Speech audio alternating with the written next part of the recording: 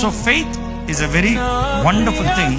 చివరిగా నన్ను చెప్పి ముగించమంటే చివరి రెండుగా, కుటుంబంలో వివాహ జీవితంలో క్షమిస్తూ ఎక్కువ నేర్చుకోవాలి. క్షమిస్తాను. ఎన్నిసార్లు క్షమిస్తాను? బ్రతికున్నంతకాలం క్షమిస్తాను. అర్థమవుతుందా? అంటే ఒక వ్యక్తి క్షమిస్తాను అన్నదప్పుడు ఇంకా క్షమించిన దాని గురించి మరలా మాట్లాడటానికి ఆ రోజు అట్లా చేసావు, ఆ రోజు అట్లా చేసావు, ఆ రోజు అట్లా చేసావు మాట్లాడుతున్నాయి. క్షమించావా? దేవుడు మనల్ని క్షమిస్తే మరలా దాని గురించి మాట్లాడుతున్నాడా? ఇంకెన్నటికీ జ్ఞాపకం చేసుకుని ఆయన వెనక్కి వేస్తాడు.